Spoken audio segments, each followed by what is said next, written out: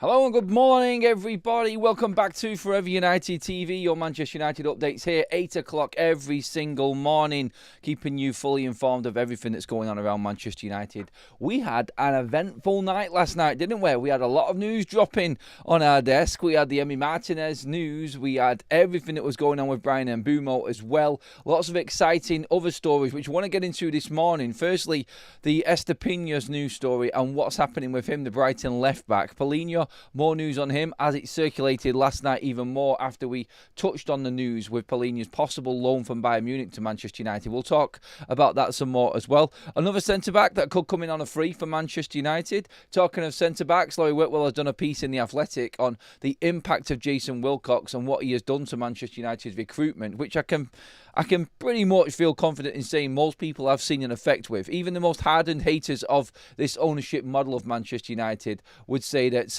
Jason Wilcox has done an all-right job with what he has achieved so far. Big details on the Aid in Heaven situation and what happened there that people haven't really, or what people didn't know, actually. Not really looked at, but did not know until Laurie Whitwell did this article. We're going to talk about the Emi Martinez goalkeeping situation as well. That did go on even further last night, just as we were finishing the show. Emi Martinez to Manchester United, picking up real momentum now. And also, Bryan Mbeumo, when will this happen? Keep your thoughts coming in. This is your chance. If you didn't get a chance to come on last night and have your say on all of this news as well, and the stuff that we talked about last night, get in the comments now, everybody, please. We have had big updates all the way through the night on a lot of situations. We know a lot about the Bryan Mbeumo one now. We're quite up to date with that, so I'm not going to get into that just yet. We'll leave that for later on and where we're at with that. We'll start with the Pervis Estupiñán situation. I wanted to talk about that, and you're like, right, straight away, Adam, why are we even looking at a left-back, a left-sided, a wing-back again when we've got Diego Leon coming in, when we've got Harry Mas at Manchester United, Patrick Dorgu? Well, the way I bring this up is, the story straight away on Estupiñán is that he wants to move to Manchester United. The Brighton left-back has asked his representative to negotiate an exit and that he wants to move to Old Trafford. He is surplus to requirements at Brighton at the moment, having them sent him on loan in January. Now, the story behind this, and I was talking about this a while ago, I was talking about this actually in January, he was a target for Manchester United, and he was seen as the replacement to come in on loan to replace Alejandro Garnacho. And Garnacho would have been sold in January if Estupiñán was coming to United. The problem with it was Estupiñán had already agreed a loan out of Brighton in January and United got there too late. He was an option and is a Manchester United target from before. You would also obviously argue the point, like I just mentioned then, why are we looking at the left-handed side of the pitch when we need someone on the right? Well, Manchester United have Ahmad. He's going to be the attacking option for Manchester United down the right-hand side. They have Dalot as well on that side. We know that the 10s are coming in, so Ahmad really isn't going to feature that much in the number 10 roles. I cannot see that happening. There'll be a bit of rotation and there'll be a bit of movement, of course, but Ahmad, Dalot, and you've got Dorgu who can play on the right-hand side also as well. But Patrick Dorgu, Harry Mas, you would say. What's happening with Diego Leon, Adam? We're about to bring him in a week's time. Apparently, Diego Leon is going to go to the academy, and this is the latest on him. This is why the Estupiñán news is actually substantial for me. Is Diego Leon is now reportedly going out on loan if he doesn't stay in Manchester United's academy. I didn't know this. I thought he was going to be coming into the first team. And the only reason I would like to see Diego Leon play in Man United's first team, I would like to see him be backup. And this is the only reason that I'm bringing up the Estupiñán situation right now. And I do think it has legs because of this. Whether or not Manchester United feel like Leon needs some more adapting time or just to settle in at Manchester United, maybe just to English football in general. I don't know if they're looking at it down that road, but Estupiñán is a Premier League proven player again for Brighton, and obviously it can be a weapon for Manchester United. He's a very attacking fullback. He's very good on the ball. He's very aggressive. Again, something that Manchester United have lacked, like that aggressive nature, that physicality factor that Ruben has talked about a lot. He likes players that are quick. He likes players that are strong. He likes players that are tall as well.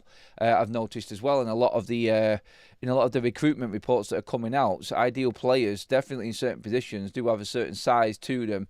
Their aggressive nature, not so much technical little bits of skill. Like, yeah, he does want that in certain areas, but predominantly wants that power and that pace, which Estupiñán would bring. But Manchester United right now are just weighing up all of their options. If there is a cheap deal to get this player in, you could always see a situation develop where Dorgu could actually move either side. And if we're looking for depth, if we're looking for an option to push further forward, again, if Estupiñán is wanting to come to Manchester United, again, there's that I want to go to United factor in a transfer for us. I can see why Man United might actually be moving on a player like this, but especially with the previous that we've had. If he was going to come in and be an option in place of Garnacho in a certain way, then there is probably a sign that Manchester United could have seen him playing further up the pitch as well. And have a versatile player who can play both higher up the pitch as a winger and obviously as a fullback. That might be an option. Like we talked about Malik Fofana from Lyon the other day. Very similar situation to him, but a lot cheaper is where we're at with Estupiñán. I mean, I've not even brought up his contract or what his situation is at Brighton, to be honest. I'll just bring it up now, actually, while we're actually live, just to see where he's actually at. Bear with me 1 second while I bring him up. So his contract ends in 2 years, so he's at that stage now where he knows he's probably not going to be getting a contract extension. He's 27. His market value is approximately 25 million quid. Depends what Man United want to actually pay for him. They're not going to pay more than 25 million. I think United will be in and around that 20 million mark. I just wanted to bring this deal up as a potential one for Manchester United, sort of outside the box signing. We kind of don't need it desperately right now. And again, if we're going to spend any money, it's probably not going to be on a left wing back. That's my opinion on this as well. But just bringing this in simply because he has been on Manchester United's radar for a while and was an option for Manchester United when we were looking at replacing Garnacho or finding anybody to see us through if Garnacho could be sold in January. So that was that deal. Of course, again, like I said, the financial side of things is more important for Manchester United right now, and the fact that we do need to invest into the forward line is going to come first and foremost. We've got the goalkeeping situation which is developing, which we'll touch on again with Emi Martinez, which was also a story that burst onto the scene last night for United.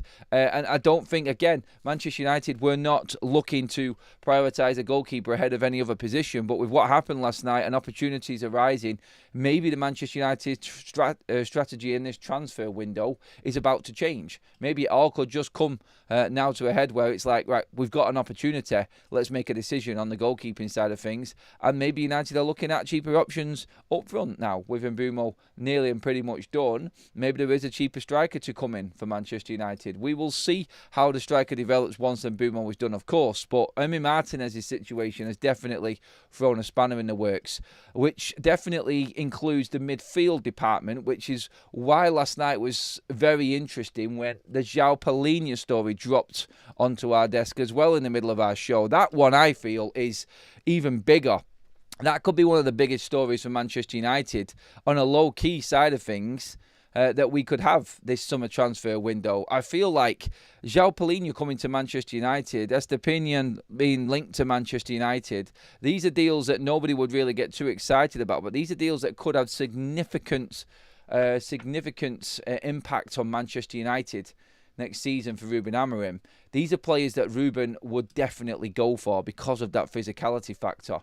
It's not a fallout with Bayern Munich and João Palhinha. He's just out of favour at Bayern Munich right now. Apparently he is available to buy, but United are not interested in buying him, which is sensible. And João Palhinha only comes in just because of the loan option which is there right now. A loan for João Palhinha would definitely work for Manchester United going forward. I didn't get a chance to get loads of comments in on the João Palhinha one last night when we was doing the show, so please do obviously get into the chat on João Palhinha and a loan for Manchester United next season.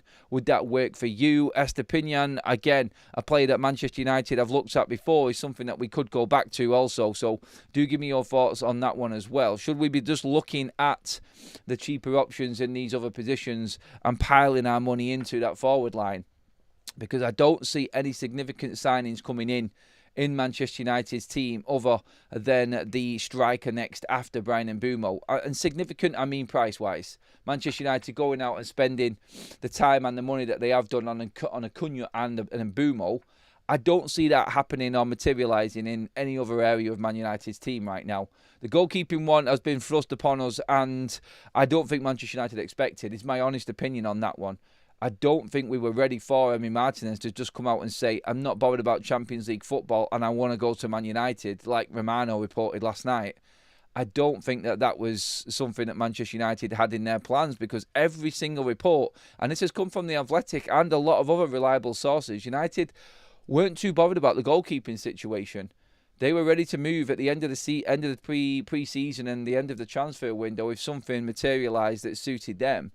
There was no mad rush. I actually feel like they were going to take Vitek, Heaton, Bayindir and Andre Nana all on tour. I've seen it before. I've been on them tours. They take the 4 goalkeepers. I could see that happening for Manchester United. I thought that was in the plan. But maybe now with that deadline for Aston Villa, like Ben Jacobs said, there could be a chance United move for Emi Martinez and we do go and try and get him before the end of June. We'll see how that one goes over the next couple of weeks. We could just come out and say, look, no. And it would be sensible for us to do this as well. If Villa want 40 million for Emi Martinez, I don't think United are going to go anywhere near him. That's just my honest opinion. If that price comes down and is affordable in and around 20 to 25 million, he is a goalkeeper that Manchester United need to be going all out, like we said last night. But it all depends now what happens over this next 10 days, or whether or not Manchester United do go in for Emi Martinez, I feel. If the deal is right, I think they go.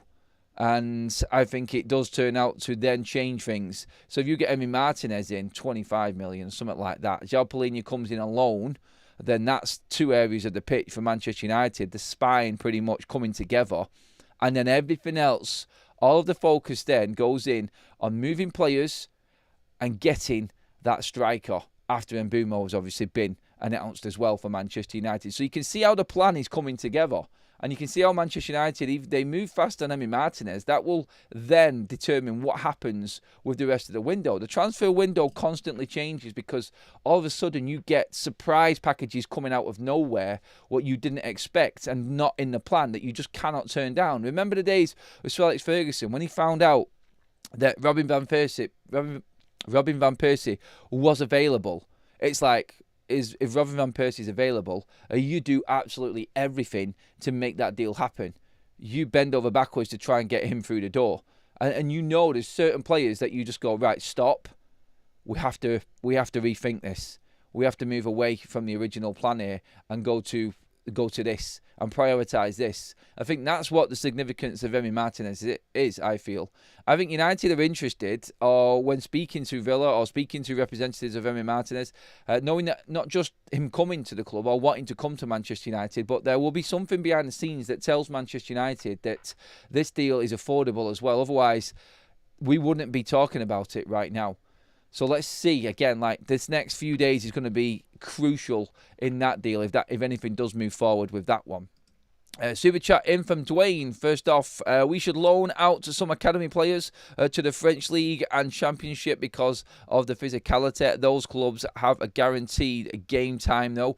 Look, in terms of the academy players, Harry Mas, Kone, possibly like Diego Leon, obviously Canabiac, when he comes in and is signed on the 1st of July, the young French centre-forward, he is going to go to Lausanne, obviously Ineos' other club over in Switzerland, so he's going to play in the Switzerland Prem.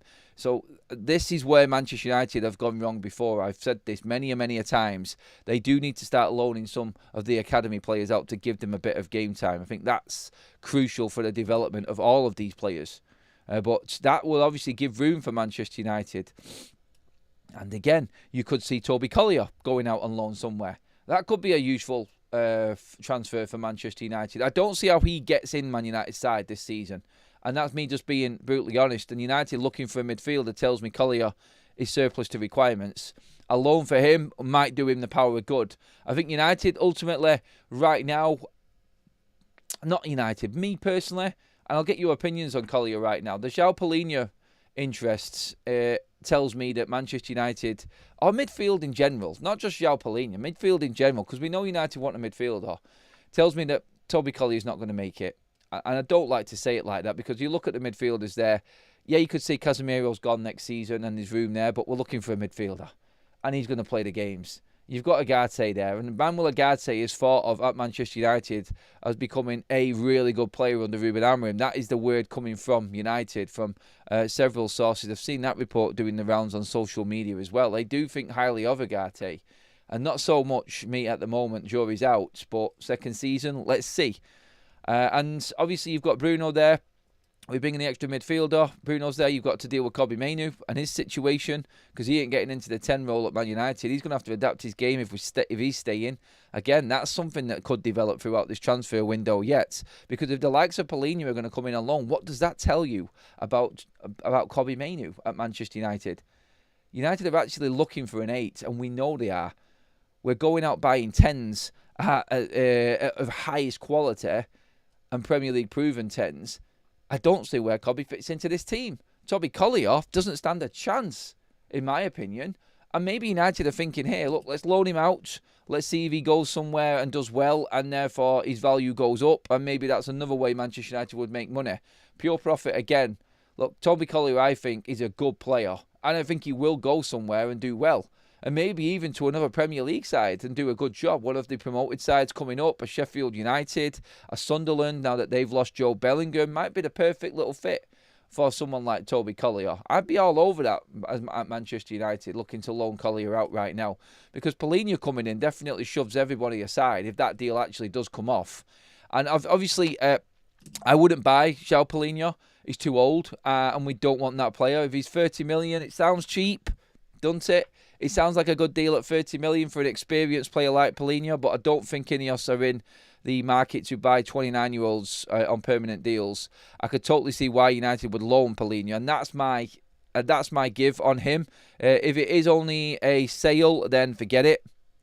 I would obviously take the option, like to say, look, we'll buy him with the option, and then obviously, if it's a cheap enough price, then it would be interested in that later down the line. But I just don't see it from Ineos. I think don't get me wrong. If United get into the Champions League next season, and the stipulation to turn, say for instance, and I'm just spitballing here, this isn't genuine or of anything real at the moment, but João Paulinho has an option to buy, or a triggered obligation to buy if United make the Champions League, and you have to buy him then for 25-30 million quid.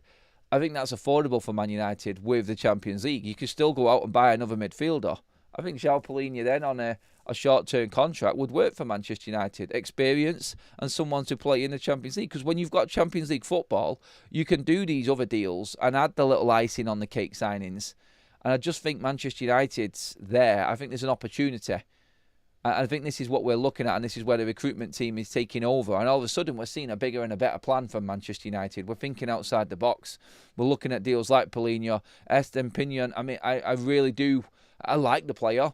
I don't think he starts for Manchester United right now. But if that is a cheap deal again, and we can make it happen, I don't know, maybe a loan again for him. A loan with an option to buy. I think this is where United have to be clever now. So if Brighton are up for that, with 2 years left on Estupiñán's contracts, United can loan him with an option to buy. I think we would go down that road. They loaned him in January. There's obviously surplus to requirements. If United want to stack their squad out with quality and depth as well and really make a charge for the Champions League next season, then loaning him in, loaning Paulinho in, getting them players in your squad, while you haven't got the amount of money necessary to buy players in, these are players that could really fit into United's system for Ruben Amorim right now. And I think could make a massive impact. That leaves you then the money to go and get your Emi Martinez and your striker. And all of a sudden, well, Man United have got 6 players in that are going to impact that first 11 instantly. And all of a sudden, everybody's looking at a transfer window and going, wow, where did that come from? How did Manchester United pull that off? Yep, we're playing Championship Manager and FIFA a little bit, but João Paulinho is not in favour at Bayern Munich. A loan option could possibly be there. Then wages off the book for Bayern Munich. This is what happens. Obviously, then you've got Estupiñán, who could come in at Manchester United on loan as well, or at a cheap deal. But these are not deals that are completely off the table for Manchester United and far out there that there's no point in even talking about it. I think it's significant because we're going to talk about what Jason Wilcox's impact is in a moment as well. But them deals there, Emi Martinez jumping on the scene, a couple of loans in, leaving money to then spend on a striker. And if it doesn't work out and we get Champions League football and then players go back off their loans, and then you could spend what money you've got next season when the likes of Casemiro and Maguire are gone, and Sancho, worst case scenario, definitely gone next season.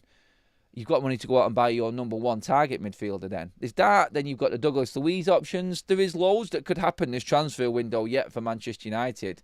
And I'm really interested in these little types of deals that United can do under the radar, I feel. Well, not under the radar because it's United and everything gets talked about with United, doesn't it? But still, deals like Estupiñán and obviously João Palhinha, for me, is exactly where United should be looking. I do think that sort of deal this summer in particular could really benefit Manchester United and Ruben Amorim going forward. Let's get a few more comments in on all of that there. How did we get through 20 minutes of that? My God, that was quick. Amino with the super chat says, is Martinez just an error-prone as a Nana? No, he's not. Nowhere near. To be honest, he is the right type of character as well for Manchester United. He's not even... Onana isn't fit to lace Martinez's boots, in my opinion. He really isn't. World Cup winning, played at the highest level, masses of experience, and I'm sorry. No, he just fits what Manchester United need. He really does. Thanks for the super chat, Amino. I wonder if we can entice Watkins for 40 to 60 million. United wouldn't spend that on a 29-year-old, I'm afraid, Dwayne. They're just not going to go near it, I don't think. Ant says, Emi gives me Bartes vibes, Clanger Central. No, everyone's view of Emi Martinez all of a sudden, like he's this calamitous goalkeeper. Yeah, he makes mistakes. I'm sure you've all seen Alisson make clangers. I'm sure you've all seen Edison make clangers. Yeah, I've seen David Raya make clangers as well. Every single goalkeeper does it, just not to the degree that Onana does. And when you're talking about shot stopping, Emi Martinez is right up there. Right up there. Better than Andre Onana. Miles. And we're talking about a keeper that's going to be half the price of Andre Onana. If we get it right. Obviously, if it goes up to 40 million, then we can forget even talking about him. But I'm only saying this because the deal would be there for United to get him cheap.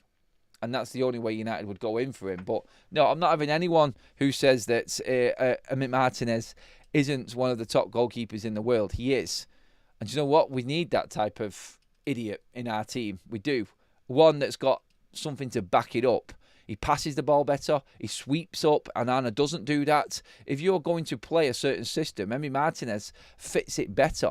We might not even get to the amount of shot-stopping situations that Emi Martinez is going to have to do. It's his other qualities. It's his distribution, his claiming, his sweeping up from the back. He's been able to pass a ball without dribbling it and bobbling it along to his defender and putting everybody at fear of death in them while watching a game of football, because that's what Onana does. Emi Martinez cancels all of that out. Get him in now if you can, United. That's what I say anyway. Manny, hello to you as well. Hello, Adam. Club is investing in getting Mainu's speed and endurance up. Don't forget my Dark Horse Sporting Connection Trincao Butts next window. I know about the Kobe Mainu thing, and I'm not happy about it, to be honest.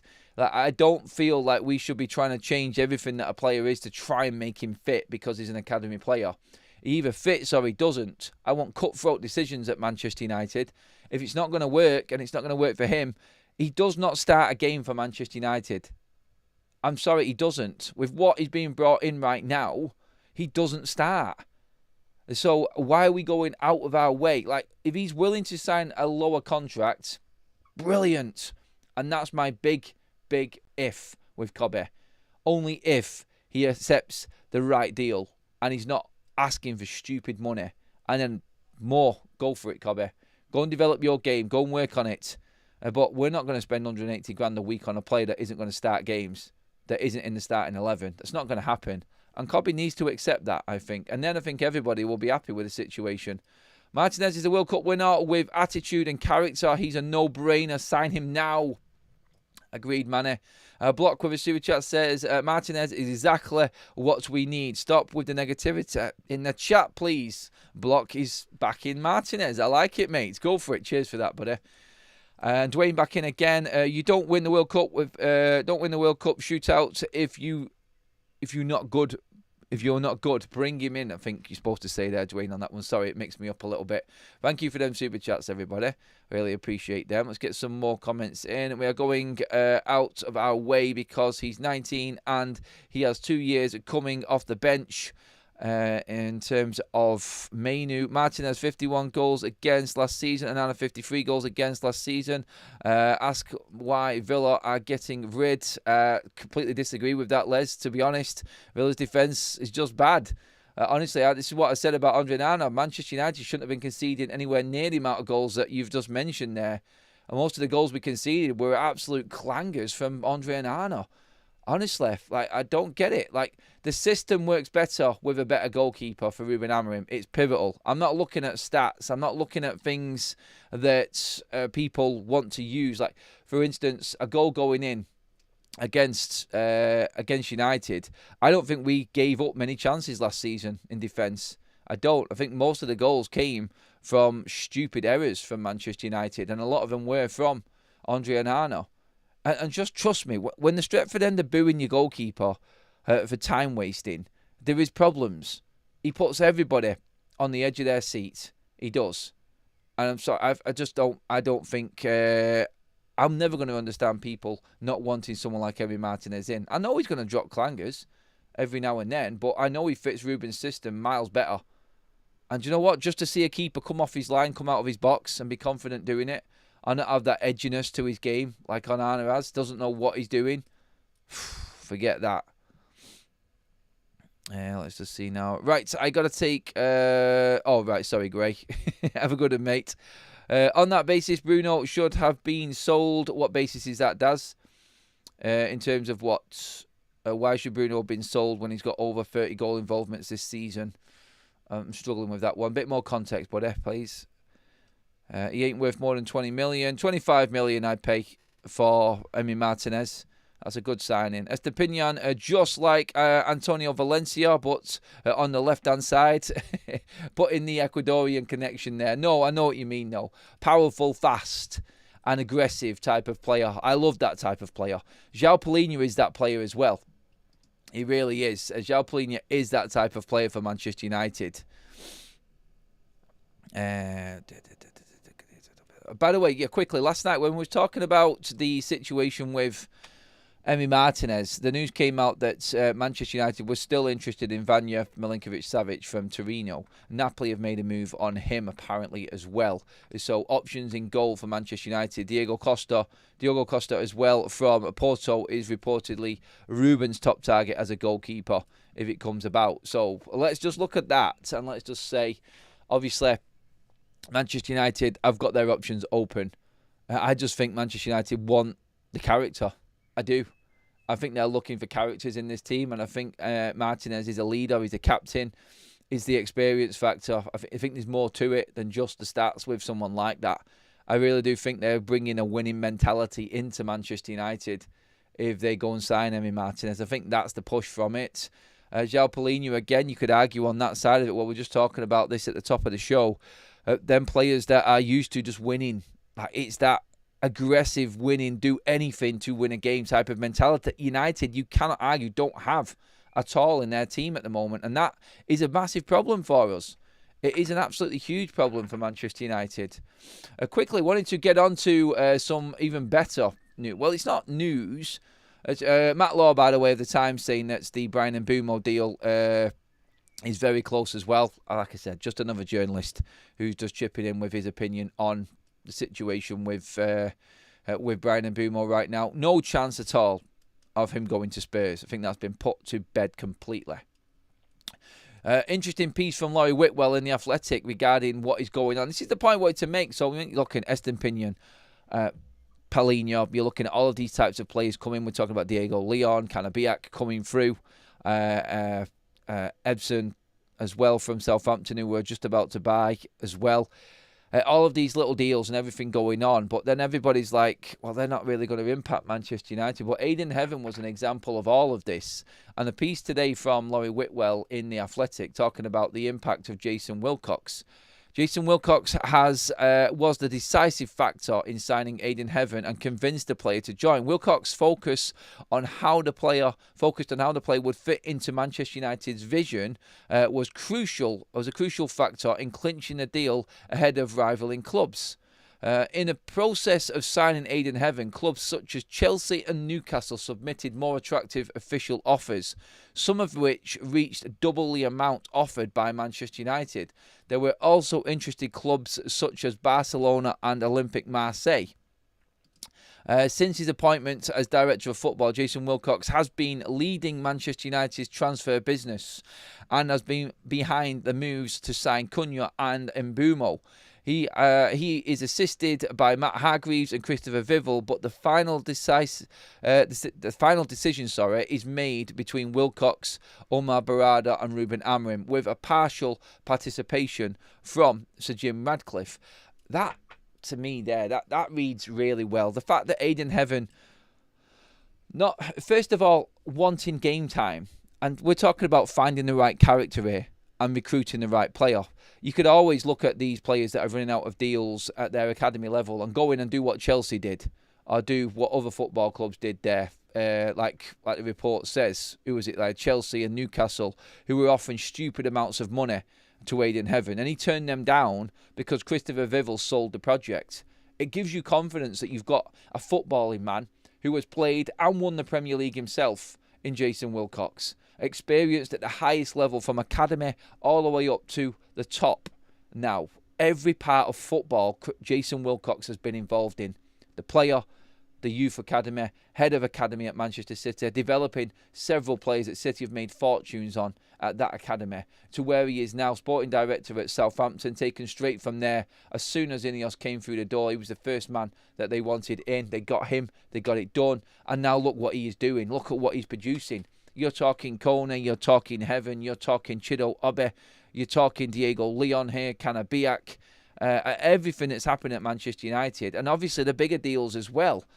The knowledge and the experience of Jason Wilcox is absolutely priceless for Manchester United, and it's only going to get better.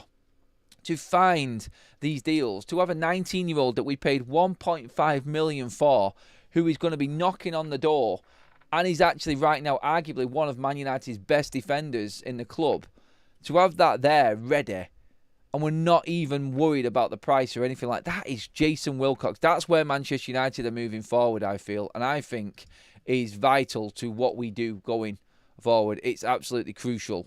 Another account which has just come out this morning that I've seen, Manchester United have made official contact with Aston Villa to find out terms of a potential deal for Emi Martinez.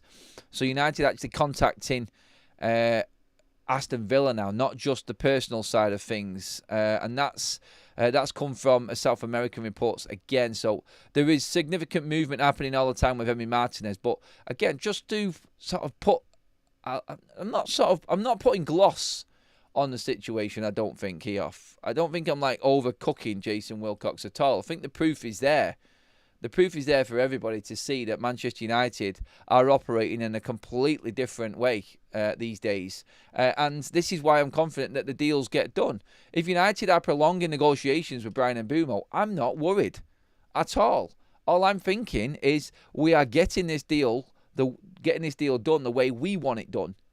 And that's what's happening right now. We're not buckling. We're not worried about other teams like Spurs coming in. All of that push from everybody last week, or the start of the week just gone, this week, about Spurs coming in, Thomas Frank, it's just been brushed aside. We were laughing at it at the time because it sounded stupid, but deep down inside, I think all Manchester United fans knew that we have got a different structure in place now, which isn't going to be the same as what it was before. When something like that came out before, or news like that was circulating in the old days, you'd be bricking it right now, thinking United were going to lose this deal because we weren't operating the right way. Can you imagine Man United under the likes of Murto and Buddy Arnold getting the likes of Heaven in? Like next season, Aidan Heaven and Chido Obi could be playing massive parts of Manchester United. They cost us 2.5 million. And they've still got upwards of, 13, 14 years left on their careers? Man, talking about Man United's academy bringing quality players through. Like, we've just gone out in one summer with this structure in place. and now got 2 players in here at centre-back and centre-forward that could impact Manchester United's future massively going forward. Like, Chido is better than Rasmus Højlund right now, who we paid 75 million for. He's not the finished article. And the point I'm trying to make in this is that Chido, as we've seen the potential in the deal and the player in Chido, he's nowhere near ready, but he's still better than Rasmus Højlund. So the comparison of recruitment from Chido, where we are now, still being better than £75 million worth of Rasmus Højlund, that tells you everything. That was before in Rasmus. This is the now with Chido and Aiden Heaven. And they're still not fully developed, but still better. It shows how far behind we are. How far behind we were under the old regime. Absolute embarrassment Manchester United were before. But look at us now. It's 20 times better than what it was. Absolutely 20 times better. And yeah, I'm just looking at that and I'm going, there is another story floating around as well. Aruna Sangante is the captain at Le Havre, young centre-back, 23. Senegalese contract ends this season. Ends this month actually, June 3rd, 2025. United could be looking at a potential free transfer there for another 23-year-old. United all over that alongside Nottingham Forest as well, just to bring you up to date with that one as well and where we're at. That could be another player that Manchester United bring in. All of these little bits of news on the side of these big signings that Manchester United are apparently making. This is, I feel, where it just gets really interesting for Manchester United fans. And I think we're moving in the exact right direction with all of these types of deals. I do think that United, looking at Emi Martinez, what we're doing with Mbumo and Cunha, we're getting the right experience in, well, filling up the gaps with potential players, I feel, and the right type of potential players with the right type of attitude. And it's good to see. It is good to see. By the way, everybody, if you haven't already, please pop a like on the video. We're about to hit that 500 live like mark, which is brilliant. If you love the content, I don't ask for them that much, but if you do like it, then it's free. It helps the channel out. You might as well just give the video a like. And also, if you haven't subscribed already, please do hit that subscribe button. We're on the march. We want to try and get to 90k before the start of the season. And so get them thumbs up and get hitting that subscribe button, everybody. If you're loving the honest breakdown of all of the Manchester United news, this is the way we run our content here, or the way that I do. It's pretty much me all the time, innit? But just to go over everything again, I've seen loads of people are joining the show quite late. Manchester United interest in Estupiñán from Brighton isn't something just to be passed off. United were looking at Estupiñán for Brighton in January when we were looking to replace Garnacho when there was a potential move. We just moved too late. He'd already agreed a loan out of Brighton, and obviously United didn't have the time to get that deal done. So there is interest prior in Estupiñán, and obviously Manchester United would go back in for him. He apparently has told his representation with just 2 years left on his contract, and obviously not on the radar right now down there in Brighton, to get a move away, and he wants to move to Manchester United. So yeah, there's that. I want to move to United. There's a player that is fully convinced that United is the right place for him, that we love. It'd have to be a cheap deal for United. There could still be potentially a loan on that one as well for United to bring in. João Palhinha would work as a loan for Manchester United. That started to circulate last night. We've touched on that again this morning and got plenty of opinion on that. I'm going to come into the comment section again in just a moment, so get ready with your comments on them deals. Palhinha to Manchester United would give the club the room and time to then go back out again, probably next summer, and get an even more substantial signing in midfield. Obviously, Palhinha coming in, or someone like Douglas Luiz, right, that is where United are at right now with the midfielder section. And a loan potentially being talked about for Palhinha would work for United, because that's him gone at the end of the season if United don't want to sign him on again. Casemiro would be gone. Plenty of room, plenty of money. Of course, if Manchester United qualify for the Champions League, it works out like a complete play for Manchester United, and it makes them look like they actually know what they're doing. There has been more news on Emi Martinez this morning, in that Manchester United have now contacted Aston Villa, and this deal is now edging ever closer to what is potentially going to be a blockbuster goalkeeper signing for Manchester United. I feel like Honestly, I keep going back. I don't believe it's going to happen. I don't believe it's going to happen. And I keep on playing it down, constantly playing the Emi Martinez story down in hope that reverse psychology works this time and we can get an absolutely brilliant goalkeeper in. But again, the noises are starting to gather momentum with Emi Martinez, and we are actually moving towards what could possibly be a potential move over the next couple of weeks. So let's see how that develops. I think United have been encouraged by, from what's been said, encouraged by noises that there is a potential deal there at the right price. Obviously, if it goes too much, then United will walk away from this. We have other goalkeeper targets in. Milinkovic-Savic, like Romano said last night alongside the Emi Martinez news, is still a target for Manchester United. Obviously, being a former academy player at the club as well, has links to the club and will be happy to move there. Napoli have moved towards making a bid for Milinkovic-Savic, was the report from Italy yesterday. So that we'll have to just keep an eye on. We'll see what happens with that. Let's get some comments in on this now, everybody. So here's your chance. Again, another one there. I just don't understand people who think that Emi Martinez is another Andre Onana. You clearly don't watch enough football if you think Emi Martinez is the same as Andre Onana. Honestly, there'll be Villa fans absolutely laughing in their cereal right now at comments like that coming out. Give me Emi all day long ahead of Andre Onana. Emi has 6 errors leading to shots and 3 leading to goals in the past 2 Prem seasons. That's not what we need. Miles clear of Onana, but very overrated. Miles clear of Andre Onana, yes. I would like to know the stats on the other goalkeepers in the leagues as well, if we're going to do that. Thanks for that, Ravel. Cheers. We should ask Villa the price for Watkins as well. No, of course, we cannot be buying a 29-year-old striker. We're not going to do that. Everyone forgets about Watkins' age, I think. He is getting on. 29's not old. Don't get me wrong. Like, we're talking about Paulinho, he's 29, but that's on loan. And that's why that works for Manchester United. And the only way I would take Paulinho, I feel, is on loan, to be honest. I think that is the only way this deal is going to be happening for Manchester United. They're not going to. I don't think they're going to buy Paulinho. I mentioned before maybe there's an obligation if United make Champions League that they buy him for 25-30 million or something. Maybe United could buy him if they're in the Champions League and still go out and buy another midfielder. Maybe that works. I don't know. Short-term contract, potentially. I mean, look, Bruno Fernandes is going to be about 32 when his contract runs out. So, and he's one of the players that Manchester United give a contract to. It depends if the player is the right quality and if the player is going to be good enough. Then I feel like, obviously, Ineos would invest as long as it was the right type of deal. But I've not seen Ineos go all in on any player above the age of 26, apart from a cheap deal for Nus Mazraoui last summer. So you would have to be at the right price for United to even think about it. Jack says, just look at it this way.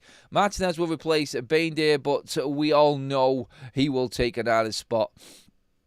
You don't bring in a World Cup winning goalkeeper with the massive experience that Emi Martinez has got and play him as a number 2.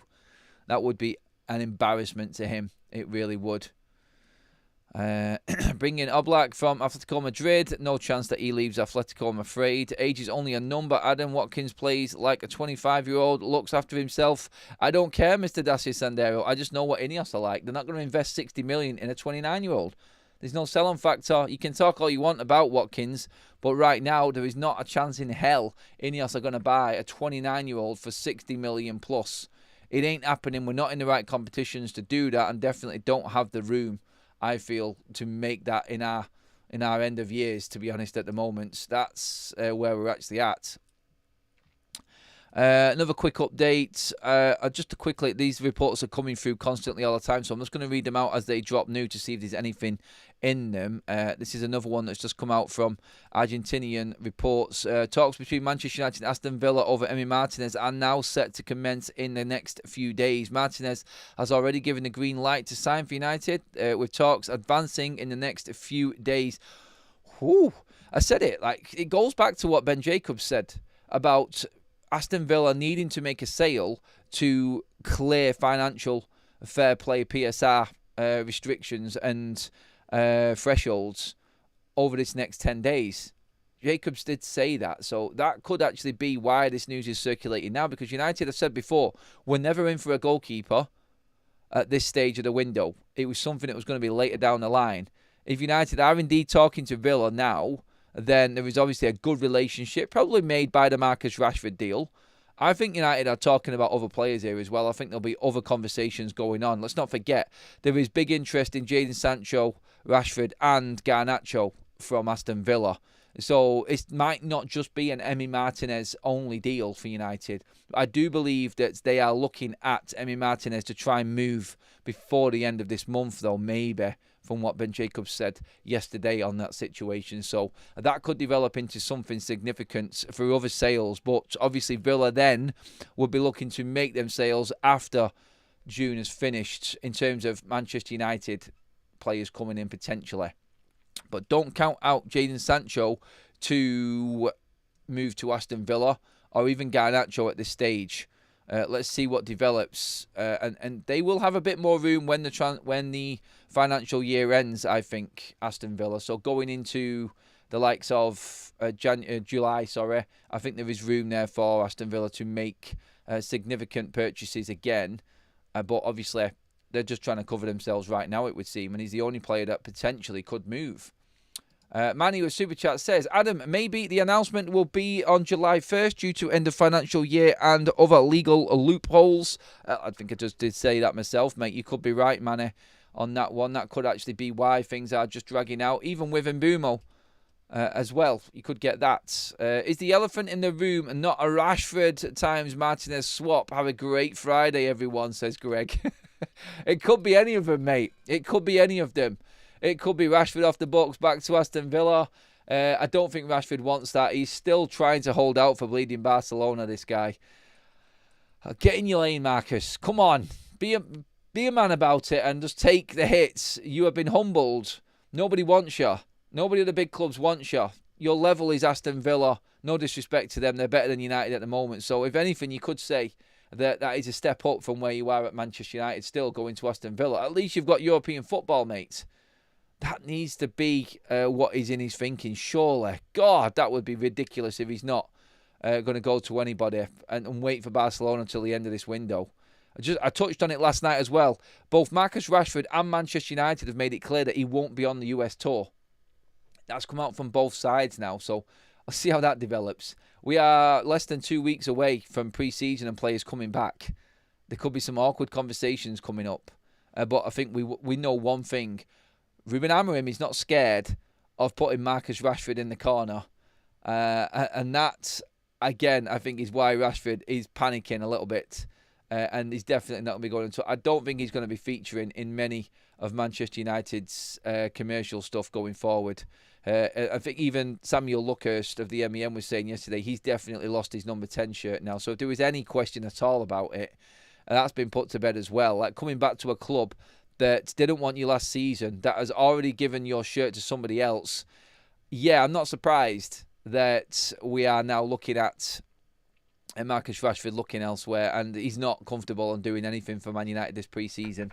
It makes sense from all sides, to be honest, doesn't it? It's a minefield waiting to happen, Marcus Rashford, right now. It could just blow up.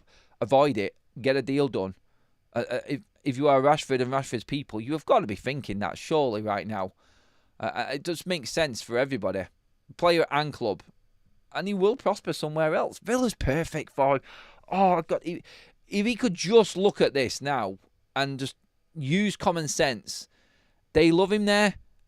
Unai Emery's going to play him every single week. If he wants to be part of Tuchel's team, get into a Premier League club, Marcus, and make it happen there. And you will get into Tuchel's squad. You've already seen that playing for Aston Villa gets you into the England squad. If he goes to Barcelona, I'm sorry, for in some crazy world where Barcelona make this transfer happen and Marcus Rashford goes over there, which I cannot see, not with them buying Nico Williams. Obviously, you've got Rafinha, you've got Nico Williams on that. Oh, come on, let's get real. When you're up against them two and you've got Yamal on the other side who's going to play every minute of every game, there's no way that Rashford fits in. I'm sorry. I don't see the deal happening. But if he did, in a world, get over there, how is he ever going to dislodge any of them players? and get any game time significant enough to convince Thomas Tuchel to put him in that 2026 USA World Cup squad. He's not going to play for England if he goes to Barcelona. Somebody needs to be telling him that there is only one chance you have got here to make it at Manchester United. At England and featuring his World Cup. This, I feel, is going to be the crucial decision, the biggest decision in Marcus Rashford's career. Honestly. In other news, we're talking about the striker situation as well. Juventus have put Dusan Vlahovic, linked to Manchester United, up for sale for €20 million. Hang on a minute. That sounds very, very cheap. This news just dropping now. Let me just work this out a minute. 1 second.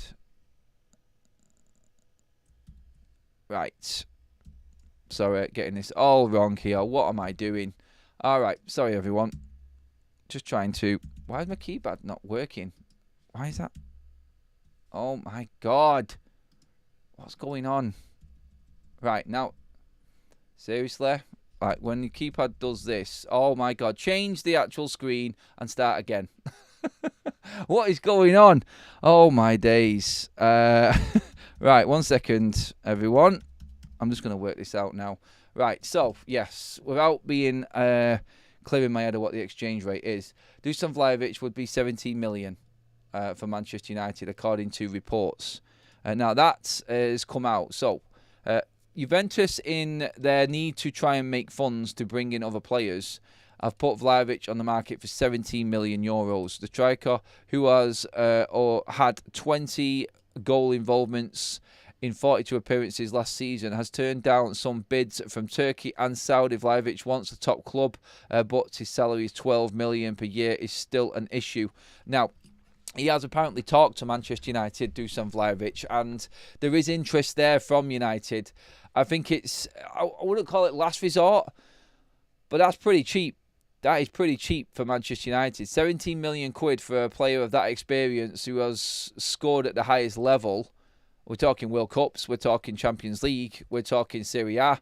This isn't a concern like you would be buying a unproven striker here right now. If he wants to come at the right price wage-wise and fall into that bracket between 150 grand a week and 175 grand a week wages like everybody else, Dusan Vlahovic could be an option for Manchester United. Sorry about my calculations and working out there. My computer had a meltdown.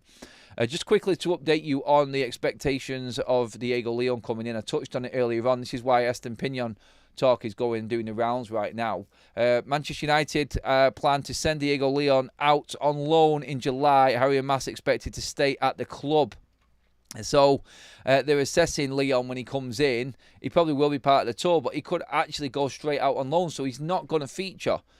And obviously Harry and Mass is in at left back as well. You got Dorgu there, but Estupiñán all of a sudden starts to come to the fore, which is why we ran with that story at the top of the show and why I thought it was important. There could be a situation where we actually do need another left-sided player in, with Dorgu being able to play left and right, Dalot being able to play left and right. Obviously, you've got Ahmad as the attacking wing-back option for Manchester United. Maybe they don't feel like Leon is ready to go. It's interesting because, obviously, he's played first-team football, albeit in Paraguay and their leagues, but still, he's used to playing and used to playing in first team. Used to playing first-team football. So, let's see how this develops over the time when he comes through. Yeah, that could be an interesting one to keep an eye on also. So much to get through there, from Emi Martinez to Diego Leon, Estupiñán, Paulinho as well for Manchester United. And also, obviously, the impact of Jason Wilcox and what's happening at Manchester United at the moment. Get me your thoughts on them topics in the comments when this live finishes. We're going to wrap things up there, everybody. Absolutely amazing show. Less than 400 away now. Less than 500 away now from 86,000 subscribers. You're moving it fast, people. Thank you so much for your contributions and your input into all of the shows. Again, another great show to start our Friday off. The weekend is here, everybody. Excitement is bubbling. Could we get some news on Bryan Mbeumo this weekend? Or maybe even today? Let's see. When it drops, I'll have it covered. So make sure you do hit that subscribe button so you know when that news drops. Give this video a like, please, everybody. I'm going to creep up to 700 live likes.